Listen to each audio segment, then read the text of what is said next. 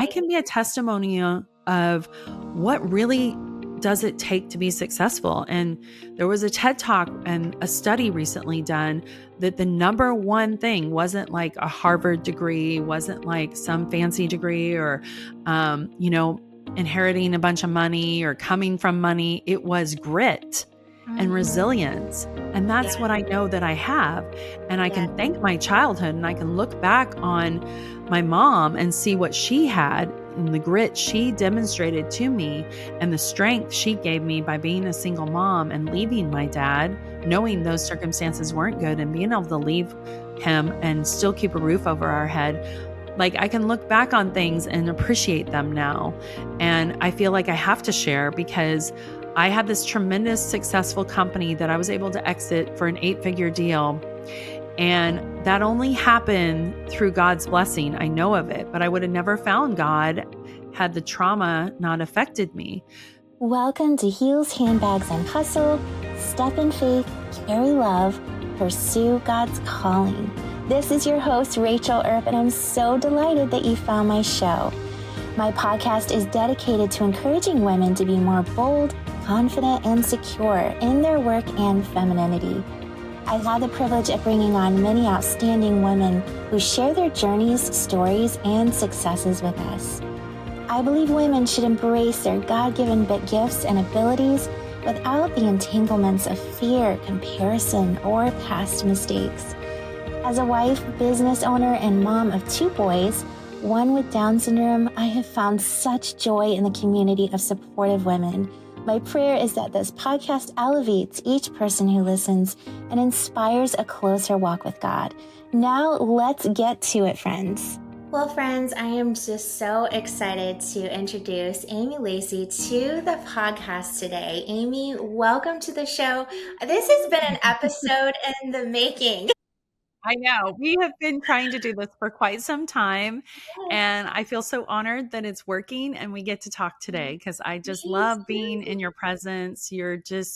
I think you're a gift. You're just calm and you're sweet and you're fun because we're in the same mastermind. So I've gotten to see you at events. So I'm excited about today. It's great. Thank you so much. Me too. I feel like the honor is all mine. You have done so much. I feel like there's just so much we can dive into with our conversation today, but I really would love to start at the beginning. Who is Amy Lacey? For those who are just meeting you on this show for the first time, guys, you're in for a treat. Let's pull the curtain back a little bit and get into it. Okay, so I love to say that I'm a mom of 3. And I've been married for 26 years, almost 27 years, because when I get into my childhood, you'll realize how, I've been told it's pretty amazing that I've been able to be married and have 3 kids. So I'll go into that more later, but I like to introduce myself as a mom and a wife. I think that's so important. And then I'm an entrepreneur too. I've had several different businesses. I'm almost 55. So I've been around for a little bit. The one I'm most known for is Cali'Flour Foods. I was the first cauliflower pizza crust to hit the market when there was just a head of cauliflower in the grocery store. And funny thing, that is a story I'd love to share with your community because it wasn't a business. I wasn't trying to create a business during that time, actually. I had already had a couple businesses and I had one exit and not a really big successful exit like I had with Cali'Flour, but a small exit, but I had already been in business. But literally, this was not a business I was creating. It was God's hand on this business all the way. And so I love to share the story if I could. Try not to make it too long. All right. Well, I want to give a little bit of a background on it because I said God had his hand in it and he really did. But if I can go to Halloween 2015, that was a Saturday. And that morning I woke up and I could not get out of bed. Like literally my body had turned on itself and physically I was unable to get out of bed. And I was like crawling in so much pain to the bathroom. And we had 3 kids and we were going to a Halloween party that day. So I told my husband, you're going to have to go because I don't know what's going on with me, but I can't, like my joints are swollen. They're red. They're hot. I feel terrible. I'm in so much pain. So he went ahead and took the kids. Now, that was a Saturday morning. Friday nights, we always did family fun night, which was board games and pizza. And Oh, family traditions is something I didn't grow up with. It was something very important to me. And my mom was a single mom, and my mom accidentally got pregnant with me with my dad. And she actually, it was 1970. She went to Mexico to get an abortion. And my dad actually followed her down there and talked her out of getting the abortion and wow. married her, which was honorable. But my dad was an alcoholic. And my mom had the courage to leave him when I was the age of 2. So she left him. But we didn't have, my mom was a single mom. My mom often raged. And I've learned through counseling that raging is when you're scared and you don't have control. And I know my mom Mhm. was very scared. Her mom was like, you made your bed, you lay in it kind of attitude. Yeah. And my mom had these big aspirations of going into the Navy and becoming a nurse. And so to have this happen, it just altered her plan. And to keep a Mhm. roof over our head, I think she struggled with that. She didn't have child support or anything like that from my dad. So I admire my mom. It took a lot for me to get there. When I became a mom, it was so important to me to have these traditions because I Yes. just don't ever even remember having a book read to me. So I'll get into more of that because I believe the reason why my body turned against me in my 40s is because of an experience I had as a teenager that was very traumatic that I pushed down, which I will talk about that in a little bit. But let me go back to that Halloween day, which was a Saturday, and I couldn't move after our family fun night. I think the pizza I ate that night was Domino's. Not to blast out Domino's, but it wasn't a good quality pizza. And so, fast forward, what I learned from the doctors, they put me on a drug called Plaquenil, which what everybody was talking about during COVID, and then shots of steroids, which will make you crazy because it keeps you awake all night. And I was so depressed by how in pain I Mhm. was. Eventually, I got on Wellbutrin and then I was on a water pill.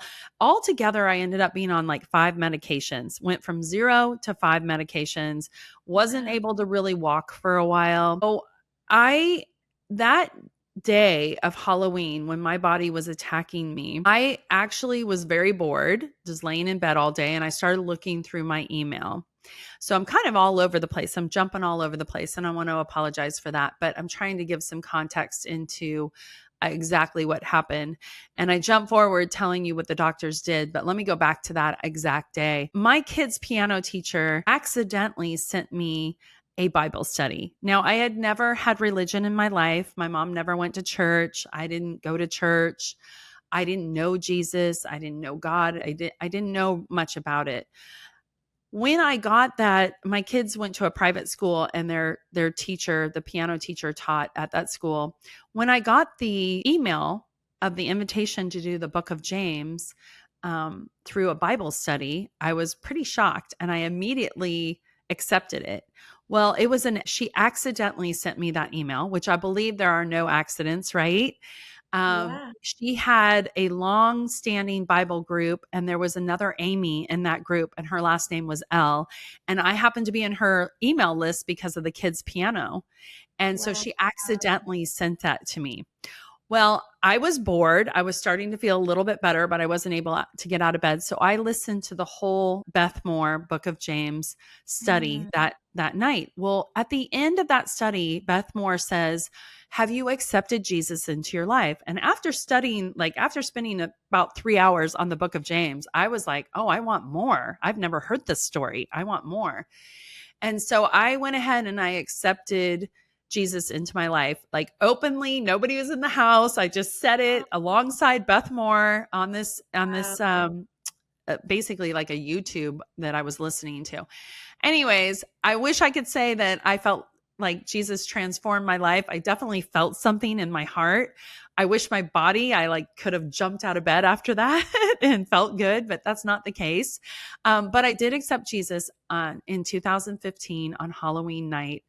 Um, and my life never has been the same since. And I believe the story of Cali'Flour is such a God thing. And whether it would have happened the way it did had I not accepted Jesus that night, I'm not sure. But I can look at things and I've studied the Bible so intently, and I've studied business principles out of the Bible that I can see where his hand was on it. And I definitely made him my CEO starting in 2017. But let's go back to 2016. I'm on all these horrific drugs. I'm actually feeling suicidal. I'm feeling very, very depressed. Like it was so bad, Rachel, that my youngest, who was 2, had to go live with my in-laws. And we lived in Northern California and my in-laws lived in Virginia. So he was going clear across the country to stay with them for a couple months while I got better. And that was a real low for me to not be able to be a mom. And I wasn't able to be the wife I was. Like, we had to hire somebody to do laundry. It put a burden on our finances. So it was very stressful. So I felt like I had 2 options. One, suicide, like just end it all. Or 2, take my health into my own hands, because the doctors, my husband's a doctor. So I can honestly say they don't have a whole lot of time to micromanage a patient and really like use food as medicine and things like that, because they just have enough time to put a pill on you. Right. Right. And so that's what happened. Like, they didn't have time to figure this out. They diagnosed me with lupus and Sjogren's, and there was no like, hey, if you get good sleep and you exercise and you decrease your stress and you eat this way. So I went ahead and took matters into my own hands, and I did an elimination diet. And I figured out that gluten and grains were affecting me. They were causing inflammation, and the inflammation was attacking my body. So I went gluten-free, grain-free. Well, as I was getting healthier, and by the way, I had gained a ton of weight during this time because I was so sedentary. I started losing weight. I started getting healthier. I started weaning myself off all the meds. The first one, steroids, because I needed to be able to sleep again. I literally was like a crazy woman on steroids. Anybody that gets diagnosed with something that gets put on steroids, please, please do something other than steroids, because it really does make you crazy. Wow. And I'm just grateful I didn't do anything crazy. Mm-hmm. But I got off all the meds. I started feeling really good. And of course, the first thing I wanted to do was recreate Friday family night pizza and board games. So I went looking for a pizza recipe that I could eat, and there was nothing in the grocery store. There was Udi's, which was gluten-free, but it had so many fillers in it. Yeah. And the fillers were making me sicker than the Domino's pizza. So I Right. found on Rachel Ray a recipe for cauliflower pizza crust, and a full circle moment in 2018, we were on Rachel Ray after Cali'Flour became a huge Good. success. So it's like I found that recipe, and then Oh, after we became a huge success, we got to be on there for her soup kitchen. no We were way. doing Yeah, How cool is we that? were supporting her soup kitchen, that she was supporting, Cali'Flour was. So that Oh, was a full circle moment. But going yes. back to creating this pizza crust, my family loved it. It's interesting because cauliflower wasn't a vegetable that I ever bought. I didn't even think of it as a vegetable. It's white. It's like the last veggie standing on a veggie tray. Nobody ever likes it. Yes. If you do buy it and cook it, it smells funny. Like, it's stinky. Mhm. Like, broccoli is stinky, but cauliflower is really stinky. So the recipe called for cauliflower, and I was like, ugh, okay. And it took me a while to perfect it, but I finally did. And what I loved about it, what I discovered about cauliflower, is that it takes on whatever flavors you put with it. So Mhm. I have a cookbook that I wrote, which is in the background, which became a national bestseller and was Wow. on the USA best-selling list, and it has 125 cauliflower recipes. Now, I'm committed, and I've said this to so many people, even if you don't like cauliflower, I didn't like cauliflower, you will like some of these recipes. You won't even taste the cauliflower in it. So that's kind of Wow. what happened with the pizza crust. So fast forward, I ended up selling it at farmers market, a couple local grocery stores. I ended up getting a co-packer eventually because we were getting so busy. But the end of 2016, I've been now selling it for a while. It's transformed my life. So I'm mostly focused on helping people with like type 2 diabetics and be able to eat pizza again. So it's 2000 at the end of 2016, and I realized, I knew my margins were horrible. I knew we weren't making any money, but I looked at our accounts and I'm like, wait a minute, I've just depleted our savings account. I've depleted a couple of investment accounts, and we were remodeling our home. And the we didn't have a garage. We had converted our garage into a game room. So we were building a new garage. And I'm like, I've depleted the $80,000 garage money. I was negative $269,000 in debt. And I just, it was the first time, it was January 3rd, 2017. I got on my hands and knees, first time ever, and prayed. And I just said, God, you got to shut this business down. It's not making any money. I don't have the courage, or maybe it's my ego. I can't shut it down. I get compliments all the time on how it's changing their lives. I get pre-orders for farmers market, the grocery store selling out like crazy local. I said, I just don't have it in me to shut it down. Like, you're going to have to shut it down, but I cannot go into RFK. I cannot. I was like, my husband was sleeping in the bed and he was snoring. I remember it like it was yesterday, and he doesn't usually snore, but he was snoring. And I just remember tears on my hands and knees going, I can't go into his retirement. Like, it's just not an option. And I couldn't really borrow money from anybody that I knew either, because most people didn't believe in it. You know how many no's I got when I would go? People would be like, nobody likes cauliflower. Nobody's going to eat a cauliflower pizza crust. It's $1 billion category now. Wow. It's crazy. I'm not a billionaire, but it's $1 billion category. So I Wow. got on my hands and knees and I prayed. And that night, God gave me a dream. And I say it's a total God thing because I don't remember my dreams ever, really. And it was a very vivid dream. And it was, tell Jesse's story. And I was like, okay, tell Jesse's story. Well, Jessie was a single mom 7 months prior in 2016, had learned about what I had done. And she lived like an hour and a half away from us. And I knew her. I didn't know her well, but I knew her prior to Cali'Flour. And she asked if I would send up pizza crusts to her because she was a single mom of 4. She didn't have any money. And her youngest daughter, Kenzie, had just been put on a low carb diet. And it turns out, being grain free, gluten free, our product was low carb. And so she said, will you send me some pizza crust? Because Kenzie is autistic and nonverbal. And the doctors put her on this low carb diet. So 7 months pass and Jessie says, can you come visit me? I drive up there to visit her. She opens the door and I about fall over. She has lost 100 pounds. And Kenzie comes running up to me, hugs me, and says, thank you. She's talking. So what happened was, in order for Kenzie to eat, Jessie would have to sit down and eat with her. And they were eating 2 of our crusts a day. And I mean, Kenzie was going through therapy and other things. So I don't say that cauliflower, cured her autism or anything like that, but it definitely helped Jessie lose 100 pounds. So I was like, okay, I got the vision from God, tell Jessie's story. So I had one employee and I call her up and I say, I think we're supposed to tell Jessie's story. And her name is Jimmy, spelled like Jimi Hendrix. And Jimmy says to me, well, you better ask Jessie. And I remember this like it was yesterday. And I love to tell this part because it's kind of funny. You might be too young for this, but I call Jessie and I say, Jessie, can I share your story on social media on Cali'Flour's accounts? I think we're supposed to share your story. And Jessie was so excited. She's like, I'll be the Jessie of Cali'Flour Foods, like the Jared of Subway without the perversion. Now, you might be too young to remember Jared from Subway. Yes, Yeah. yes, I do. Yeah. That's what she said to me, and I remember it like it was yesterday. I'm like, okay. Yeah. So we shared that story. And Rachel, I'm not even kidding. Within 3 days, our sales started skyrocketing. And that's a whole nother story of how we had to rent out other kitchens and get volunteers from church to help us make this product. But that's another story. But what happened was, by the end of January 2017, now I had the dream on January 3rd. We launched the story on January 6th.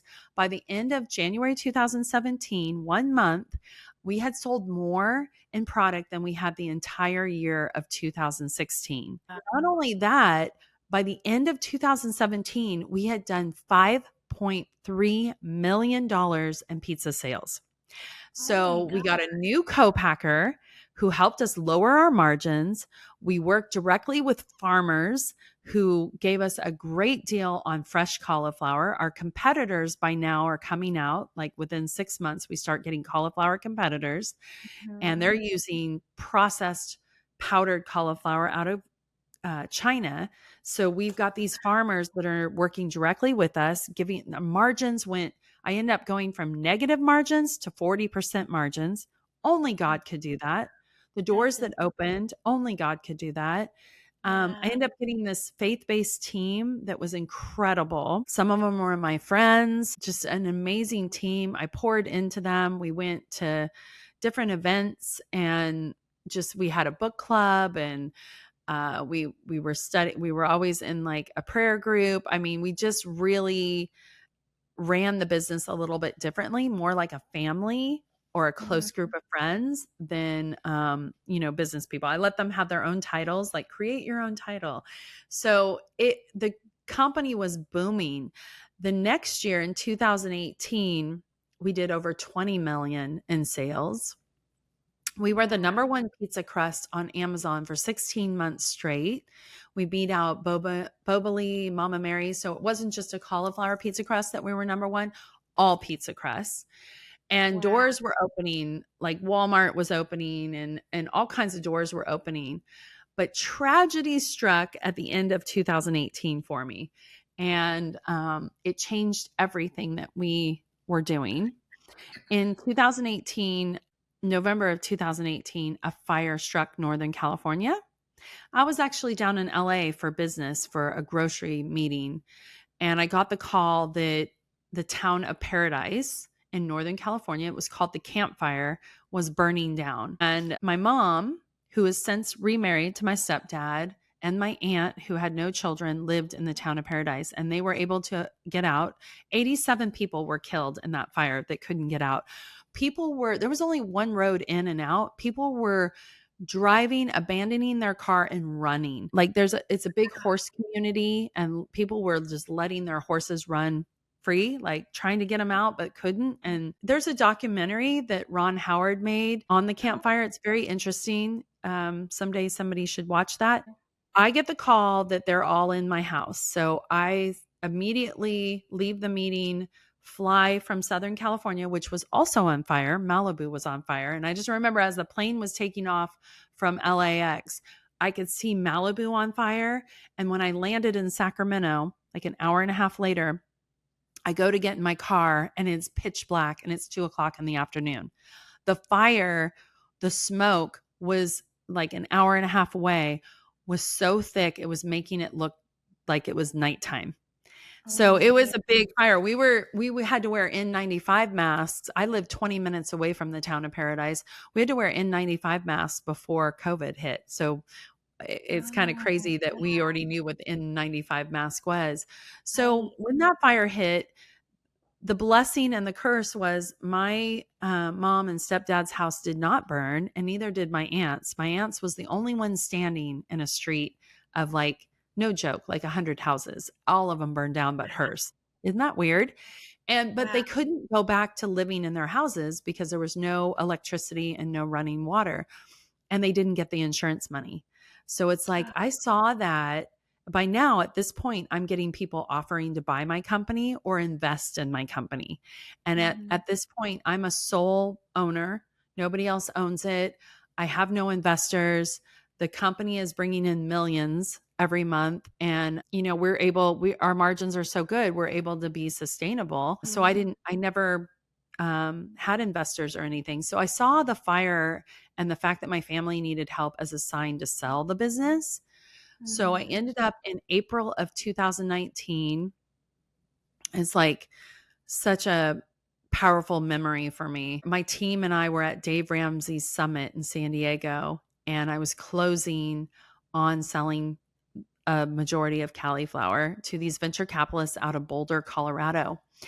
And I can remember like they changed the valuation of the company at the last minute. And my lawyers and my financial advisors were like, don't accept this deal. But then I had like Jimmy's husband, my right hand person's husband, and my husband going, take the deal, because it was going to be a lot of money. And it was an 8-figure deal. And in 2019, I'm the top 4% of women in the food industry to sell at an 8-figure deal. So I ended up Wow. signing it, even though my gut said not to do it. And that really changed things because the venture capitalists, they were like, you're always going to be on the board. I didn't want to remain the CEO. That was my choice. I wanted them to replace me because I needed to be back with my family again. I was gone so much. Mhm. And as a CEO of a business growing that fast, you were like, I just was always working. But they said, you'll always be involved. Your team will be involved. We'll never change the recipe.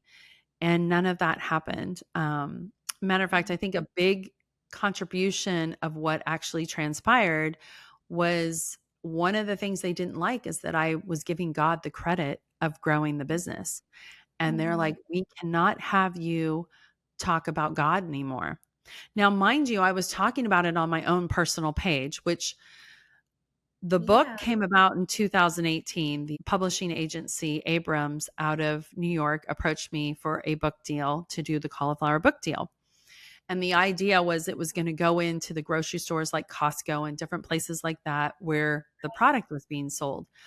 But they said, you have to have an Instagram. And I didn't have a personal Instagram then. I had Facebook and that was about it. They're like, we need to build you up on social.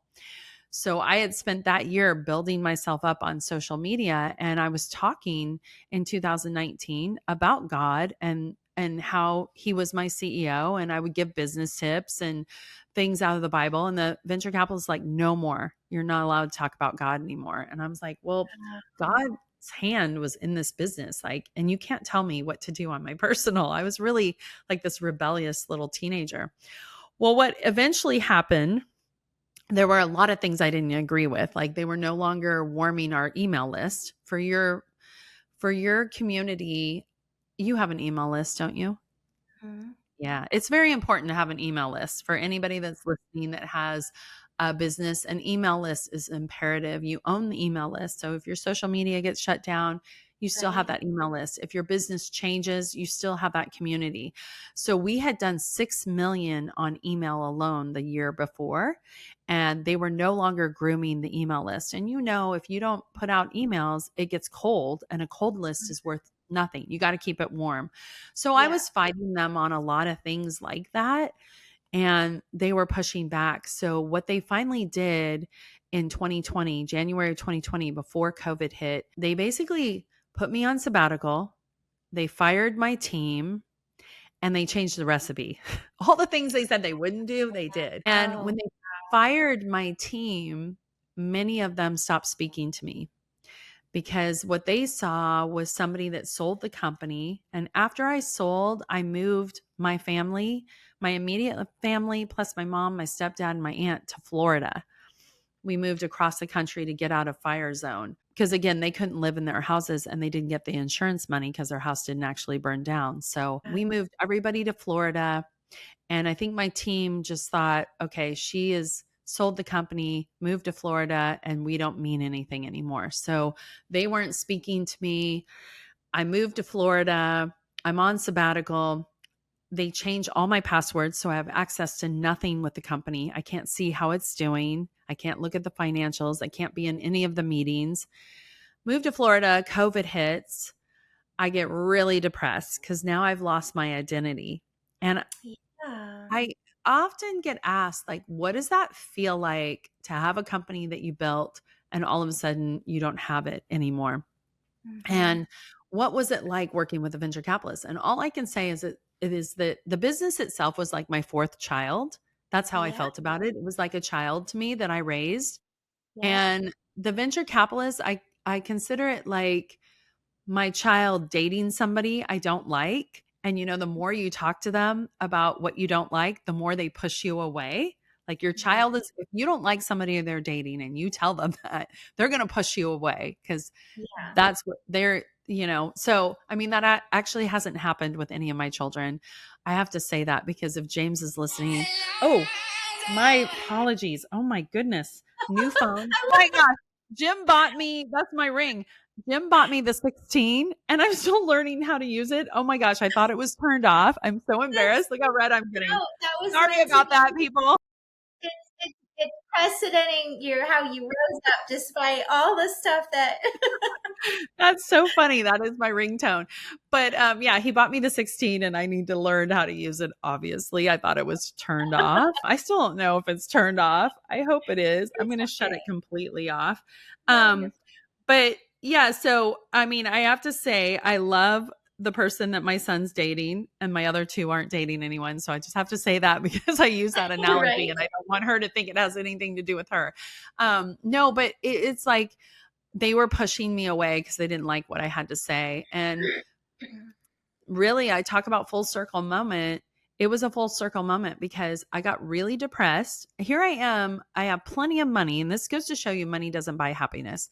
I have plenty of Mhm. money. I live in my dream home on the water. My kids are thriving. My husband's thriving.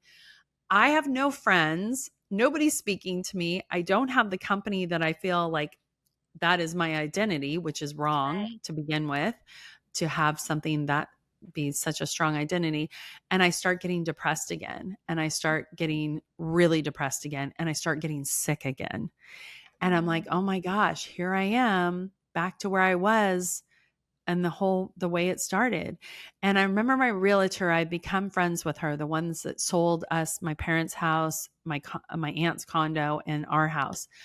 And I remember talking to her because I had like no friends, and she's very faith based.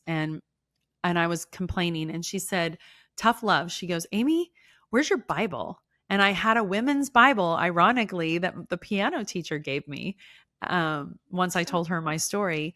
And I used to be in it all the time in Cali'Flour. And she's like, "Where is that? Is it still in a box? Have you unpacked it? Like, get in the word and then talk to me and complain to me. Like, just get in the word." And she was right. I hadn't unpacked it yet. I had Right. gone months without being in the word. So I started getting into the word again, and I had another dream. And the dream was go to counseling. And I'm like, what? I don't want to go to counseling. To me, I've always been in a mastermind. I always feel like if you're in business or even in your own personal life, being in a mastermind or having mentors, being in rooms with people that have done bigger, better things than you is the way you grow, right? It's the way you move forward. When I think of counseling, I think of moving backwards. You're dealing with the past. You're not dealing with the moving forward. Like I've never been pro counseling. It's always been pro masterminds, pro mentors, pro mindset coaches. Well, Right. I got this visual in my dream counseling. And so I was like, okay, I guess I need to go to counseling.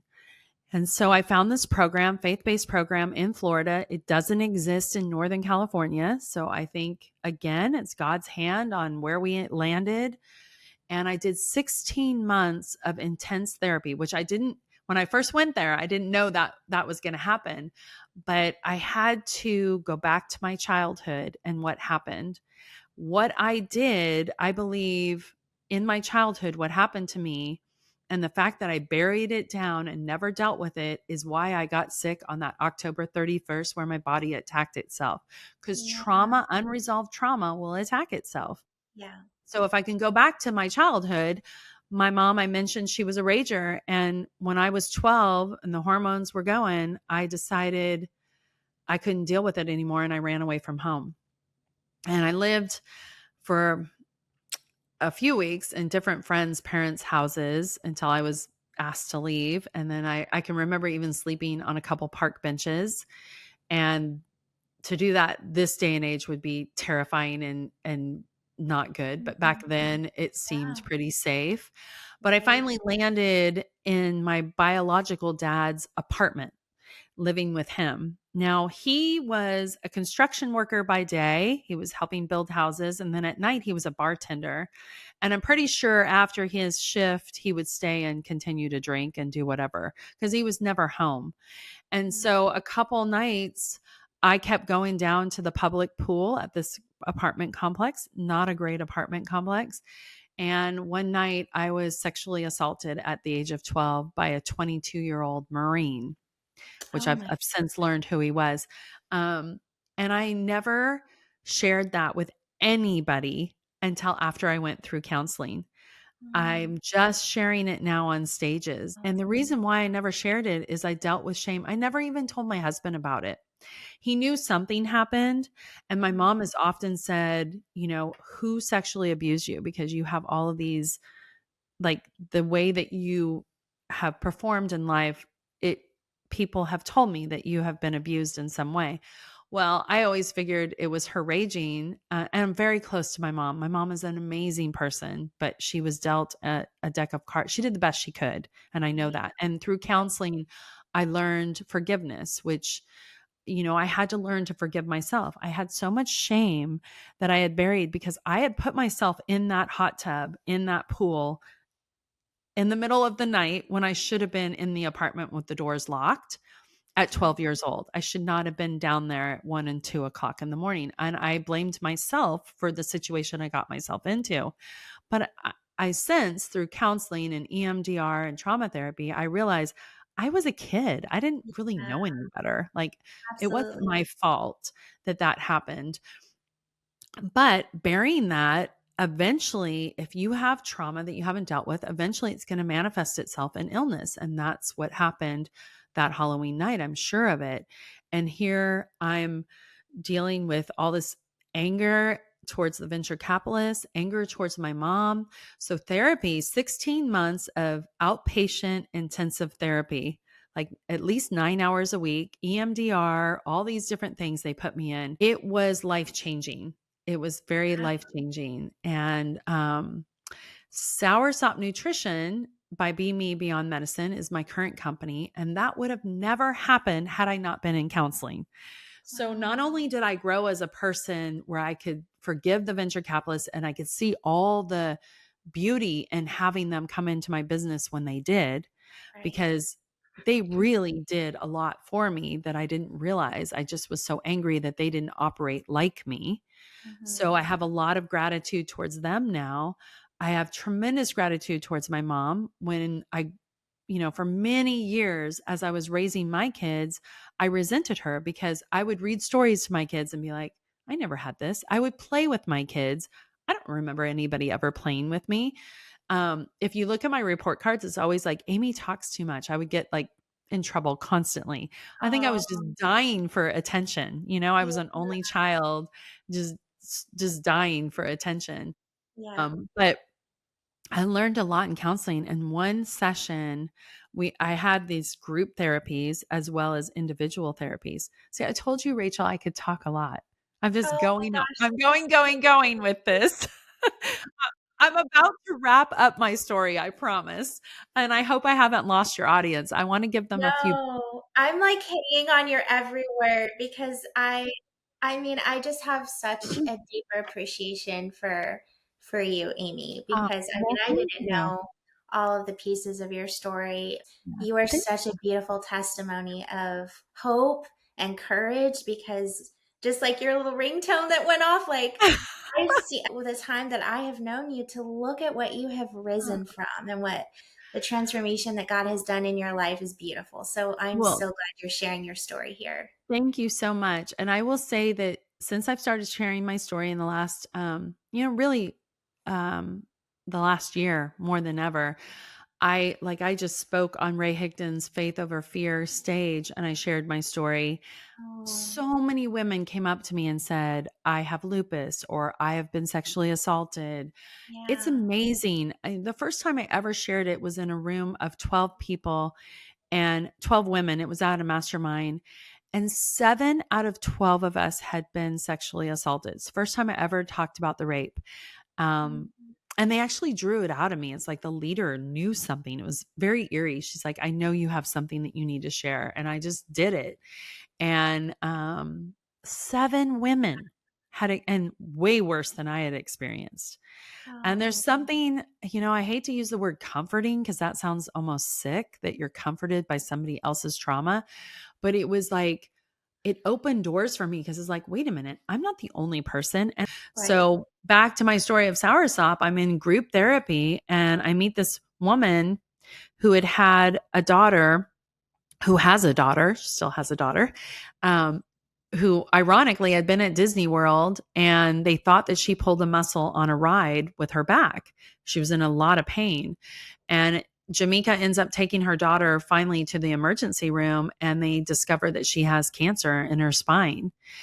Oh my And so gosh. fast forward, Jamaica's dealing with her high school daughter having cancer and she's in the Children's Cancer Center And her uncle lived in the Caribbean, and he had been sending her soursop leaves, and she had been making tea. Well, her daughter had lesions on the back of her throat from radiation and chemo, and then also on her rectum, which sounds Oh, gross, but that's the reality of it. So she didn't want to eat and she didn't want to go to the bathroom. yeah. And the soursop cured the lesions. She was able to eat. She was getting stronger. So then all the other moms wanted to know what Shamika was doing. So I had already started playing around with making shakes and protein shakes. And I had a distributor and I was getting samples. And I was like, what if we put the soursop in a shake? Like, what if we make these smoothies? Like, you've been making these teas. And then she was going to be a partner, but she ended up wanting to just be a testimonial story. And she's, I talk to her all the time still. And I ended up sourcing the soursop. It's very expensive. You can get it in the United States, but it's like $15.99 a pound. And so one Wow. piece of fruit, it's usually about this big, is like over $100. And so I was experimenting with it, but shortly after I was experimenting with it and met her, my mom was diagnosed with breast cancer. And Jimmy, my right hand person from Cali'Flour, was also diagnosed with breast cancer within like 30 days of each other. So Oh, I was very excited about finding this product. It definitely, my mom went Western medicine, Jimmy went holistic. Both are in remission and have no cancer now. But I was loading my mom up on soursop, and I believe it helped a lot. I can never promote it for cancer, and what I just told you is a testimonial, but I am right. not claiming that it does anything for cancer. But I'm gonna tell you, it really helped her. But in the meantime, I noticed that it helped me with inflammation and it helped me with gut health and anxiety. Tremendous help with anxiety. Yeah. Now, fast forward, I have, launched a company. It's Be Me Beyond Medicine. And so I've learned what the food industry is lacking. Fun facts. 11 big brands own 70% of our food in the grocery store. Wow. And another not so fun fact is the FDA allows a 20% variance on labels, which means that a product could have 20% more sugar or 20% more hydrogenated oils or bad things in it, and they don't have to claim it. Oh, And I know the big brands, these 11 companies that own 70% of our food, are using that 20% variance to their advantage, to the yeah. consumer's disadvantage. Yes. So I'm excited about this new era, whether you are Democrat or Republican, the fact that we have somebody that's going to really go after these big brands, because Yes. some of them that own these food products also own prescription meds that are prescribed every day for diabetes, type 2 diabetes. So, I mean, hello, of course they want to keep us sick. Yeah. So, yeah, Mhm. so just side thing on the food industry. I mean, Yeah. I'm well versed in what the food industry lacks in the United States. Yeah. And so soursop is kind of the bridge, or not even the bridge, but it's the gap that if you take a supplement like soursop, it's going to prevent you from Western medicine. Again, going to that doctor that, does all the tests on you and can only prescribe a quick pill because, they've Mhm. got to meet certain requirements. Yeah. So Yeah. it's a way, it does so much. It's so powerful. It is the number one superfood, I'm convinced. Bob Frazier that's in our mastermind. Mhm. Yep. How are we doing on time, by the way? I can't even You see. were Are we totally almost fine. You were totally okay? fine. Let's Well, keep going. Bob Frazier is in a mastermind with us, and he had an event called Hearing God's Voice. And I went to that in Colorado. And while I was there, he had us praying in quiet, like solitaire, and then also journaling.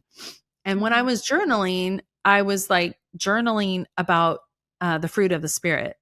And I looked up the fruit of the Spirit in the Bible and I was like, oh my gosh, I've always known of 9 of them, but there's actually 12. And then something in me, just like in silence, said, Google God's fruit. And when I Googled God's fruit, and it's on my phone, but I've shut my phone off. And when I Googled God's fruit that day in Colorado at Bob's event, soursop came up. Now, maybe Wow. soursop came up because it knew, like, you know how like sometimes you're thinking about things and all of a sudden the ads pop up. Maybe Right. that's the case because I've had other people Google God's fruit and other fruits come up, but I screenshotted it and I saved it and it gave a whole explanation. And that to me, that day, I got validation that I need to go all in on Soursop nutrition, all in on the fruit Soursop, and make as many products and make it available for people. So, like a 30-day supply of our gummies equals the cost of one fruit, but you get the benefits for 30 days. Yeah. And we were able to source our, we're able to source our Soursop out of Brazil, which is great because the competitors, of course, just like Cali'Flour, within 6 months of launching the pizza crust, the competition came out. Well, we were the Of first course. Soursop gummies. We were the first Soursop boost out there, and now we've got competitors. And when we dissect what they do, they're using highly processed Soursop out of China. So it comes in a white powder and it's just so processed and That's you're not getting the same crazy. benefits. It is Wow. crazy. When we get Nobody would know that though. They No, when just we get our product from Brazil, it's like a yellowy brown. It's ground up leaves, it's dried fruit, it's the real thing. And then we put for extra vitamins, we put echinacea yeah, because we originally were selling it for immunity and we still are. And it's a great time of the year to get it because people get sick all the time and it just far outbeats anything on the market. Like Airborne, for example, I used to think Airborne was great and the kids would all eat it during the winter. It's loaded with sugar. oh, It's like eating a candy bar. And then yes, it's nowhere as good as what we have. It right, doesn't do as much. So yes, I think our products should be everywhere where Airborne is. We yeah, also put goji berries in it and elderberries and in our shakes, which I call a boost because you can put them in yogurt. You can make muffins out of them. They're so much better than just having it in water. I don't even like it in water. I like it as a shake, like yes, mixed with banana and different things so like that. But good. it's got turmeric and elderberries, goji berries, blueberries, Irish sea moss, which is just another amazing superfruit, and then, of course, the soursop. And then we've added like magnesium and all kinds of vitamins. So definitely powerful. And we're getting ready to come out with electrolytes, which is a whole Ooh, nother story that we don't have time for, but I feel really passionate about electrolytes. yeah. Well, I have loved Excuse me. Soursop, and the gummies are just so phenomenally good, just beyond the fact Thank knowing that you. it's so good for your immune system. And I know how much, how blessed I was to be able to try them. And Aw. I felt amazing. I absolutely, I didn't know, honestly, I don't even think I had ever heard of, I think one time, because my husband and I went to Costa Rica and they had it there, Mhm. like the fruits there. And I Yeah. think I tried one there, but I didn't know the benefits of it. And it is sad that over in our country, nutrition and everything Mhm. is so falsely presented to us, and even things that we think are healthy and good for us are actually not, and Yeah. rather than building up our immunity, it's destroying our immunity. Like the other day, it was so funny because I came back and I was talking to my husband about this, but I'm like, I was in Target grabbing stuff, and every person that I looked at, we all look like zombies. Everybody looks like death. Oh, It's just so sad it that, is sad. you look at what people are putting in their carts, and children are, what they're being raised, and nobody doesn't, a lot, and it's not everyone's fault. People just don't know. And that's the biggest thing that is pushed in front of us. So unless you get really scrappy and like, hey, I'm going to rebel against all this and try to make my own like stuff or grow my own food, which And is who has hard. time for that? Yeah, Yeah. like it's hard. It's so hard. So I love that you're making it so easy to incorporate into daily life. It's not like you have to do this big thing. The shakes are something that people love, that it's quick and easy. It makes us feel good. It makes us feel full. So Thank I'm you. so excited to see that. And even tying in, your piece from the cauliflower and looking at how you were able to pivot. But I think it's important to recognize what you were feeling when you create something, especially a business. And like you said, you grow it. it does feel like part of our identity. I Mhm. completely know what you're Absolutely. talking about. And Mhm. it just happens. I don't even know how you would fight that. Like, it happens because you put so much of your heart and energy and Yeah. time, and like they say, the blood, the sweat, and the tears, to have gone through all of that. And, I can picture, I felt like I was riding the ups and downs with you on that journey, but it is a journey. And, I love that you are now just taking all of your heart and soul. And now here we are with Soursop, and what you're doing for people is so beautiful. And now sharing your story is You. important to do, because people need to hear that they're not alone in those feelings. Yeah. It's interesting too because Rory Vaden often says this and he leads brand builders. He's also in our mastermind. And he says, you're best to serve. Like if you're trying to figure out what your business should be, I've always said, find out what you're mostly passionate about. And he says, no, Mhm. you're best to serve the person you once were. And I Mm, can honestly say my most successful businesses are serving that sick person that I was. yes. And you're very passionate about that because you know what you've been able to overcome Yeah. and you want everyone to have that same feeling. And then Right. as far as the food industry, I excuse me, I've decided that I'm going to be a bigger voice in what I've learned about, like for Mhm. example, my daughter studied abroad in Italy, and when I went to visit her, I ate a pizza over there and no inflammation, no problems. They don't allow what we do to our flour. Yeah. They don't allow that over there. And Yep. so, I mean, it's just I think for people going, well, how do I do this when I don't have time to raise my own foods? How do I manage this? How do I know in the grocery store? Yeah. And It it's feels so interesting. overwhelming. Excuse me. It's interesting because, like, think about this, the grocery store has a health section, right? It's one or two aisles, maybe a freezer door or two. Well, if that's the health section, what the heck is the rest of the grocery store? Like, shouldn't it all be health? I mean, come Yeah. on. Shouldn't it all be Right. health?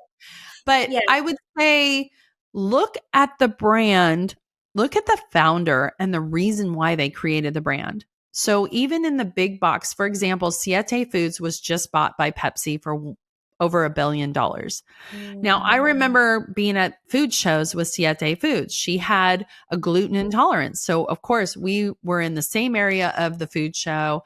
She created Siete Foods in 2014 out of a need because she needed to be gluten free and there was nothing good out there.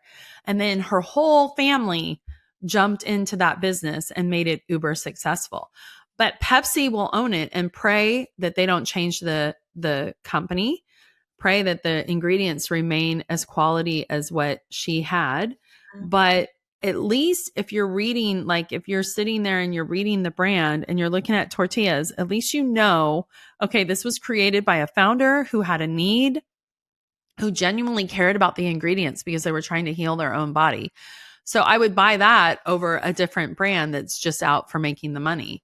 I mean, exactly. it's the same with, like, for example, Late July. I met that founder. She definitely had a reason why she created those chips. Well, if you're going to look at Doritos, Hmm. which if anybody's been on Instagram lately, people are dissecting Doritos under a microscope and they're seeing little tiny baby worms come out of it, which is Hmm. disgusting. I Out of your know. Doritos chips, it's so gross. Well, Uh, if you're like, wait, I love Doritos. I wish I would have never seen that video. Go buy Late July. I guarantee you, yeah. you cannot put Late July under a microscope and Right. find worms.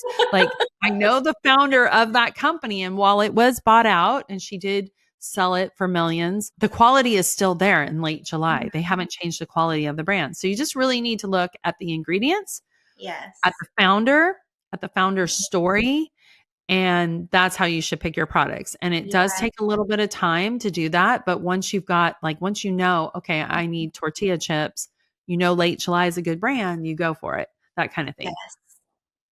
It's Yeah. the Kellogg's, and I hate to say it, Nestle, because Nestle was grooming me and almost bought our brand.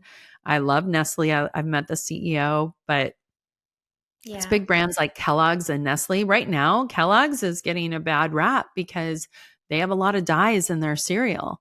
Yeah. And people protested and went to them. and they didn't come out and address it. They ignored those people. Right. And so it's getting a lot of publicity online. But yeah, the food industry in the United States is about making money. Yeah. And, when I came out with Cali'Flour, there wasn't a lot of brands coming out yet that were on this health focused program. And now there's so many out there. Mhm. So it's easier to go shopping. I mean, there's so many. Even Yeah. in New Zealand, they're making cauliflower ice cream now in New Zealand. It's crazy, but No there's way. just in the cauliflower space alone, there's a lot of health products, but you can there's healthier ice cream. There's just every part of the grocery store has healthier options now. You just need to read those. Mhm. Yeah. So Wow. That's I learned a amazing. lot of lessons in Cali'Flour. Sorry, I'm having like a little croaky attack here. Hey, no, I do that too. Like when you get to talking, it's like We're talking so much. Couple business tips that I wanted to share. I manage my own Instagram, which is Hey Amy Lacey, because somebody else already owned Amy Lacey. So it's HeyAmyLacey. I use this thing called a SWOT analysis, which is strength, weaknesses, opportunities, and threats. It's a chart I use to make major decisions in business and in life. So if anybody wants that, they can DM me. I answer my own DMs and I'll send you my SWOT analysis. That's a great business tip. And sometimes I'll do a podcast where I'm only talking about business tips. I don't give all the background, but it's also great even if you're not in business and you're just trying to decide like, is it okay to go on this trip, or should I remodel my house, or should I sell my house? Just like basic life decisions. It's a great tool. yeah. But for your business peeps, a couple things that I always share because I don't think people know this, and I didn't know it with Cali'Flour, and I got huge fines and I got sued for it. One is if you own your own website, make sure it's handicap compliant. And all you have to do is Google handicap compliant my website, and it's like $27.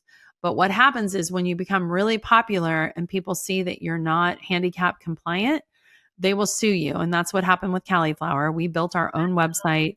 We didn't know any better. I would have never not been handicap compliant if I Well, knew that was yeah. a thing. And it cost me $18,000 Oh, wow. settle. And then the other thing is there's these what I call font trolls. You need to own on your marketing, on your emails, on your website, your own fonts. You have to buy your own fonts. Nobody knows this. What? But when you become really popular, you have these, I call them font trolls because it's not like it's a handicap thing. It's not something Yeah. that important. They will buy your font and then they will sue you and say you're using their font. So you have two choices. You can change all your marketing and your website, which if you're a company like Cali'Flour, at the point where they came after us, that would cost so much money to change all of that. Right. Or you pay them a fee to get your fonts, to own your fonts. And I think that one cost me Wow. 12,000. That's So buy your crazy. own fonts. Yes. I Own did your not own know. font. I've never heard of that. Like that's Yes. so sad. So if you have a website, you can Google how to buy your fonts. If you're working with a branding agency, they should already know that. And if they don't know that, then fire them because they will know that. Like with Soursop Nutrition, we worked with a branding agency and she was like, okay, we need to buy your fonts. And I'm like, yep, I know all about that. So that's Yeah. just a couple little things that got me in trouble with Cali'Flour that I didn't know any better with. And then another thing a lot of people are asking, like they're afraid of AI. We do use AI, and the way that I use it, so it sounds very authentic. There are apps like there are apps that exist now where you can plug in an email and you can ask if it's AI generated or human generated. And so with our emails, we are using AI, but it's also using human. And so when we plug it in our email to an app, it'll say human. But the way that we're using AI is I'll go in and I'll describe the business and I'll ask AI, like ChatGPT, give me 50 questions you would ask me about this business. So I supplement Soursop. I use this. Mhm. Ask me 50 questions and they'll ask you 50 questions, 25 to 50 questions. I wouldn't do less than 25. and you need to answer them in your voice. So like one of the questions is, who's your avatar? And so you answer as much as you can in your voice. And then the key is when you go to write an email or you go to write anything like an ad or anything, go back to that same page where you've answered the questions. That's the key. It's very important to go back to the same page, and it will answer or create the email or create the ad in your voice of how you answered the questions. And sometimes I'll use AI to clarify those questions, like the answers to those questions. But so we'll plug in an email that we've done from that page where we've answered those questions into the app, and it'll say human, even though AI wrote it, but it's writing it in our voice from answering the questions. So that's a great way to use AI. Yeah. Brilliant. Yeah. So those are my tips, quick tips, because I feel like those are so big. Those are big. Those are big game-changing tips for people. Well, because I like to leave a little bit of tips because I just basically, for lack of a better word, vomited my story in a short amount of time, didn't even stop to take a breath. And I want the audience to leave with something that's valuable to them. So, your story in itself is so valuable because thank you. All that you have grown from and come through is a testament to, I love the word that you used earlier, resilience. That has been a word I've been thinking a lot about.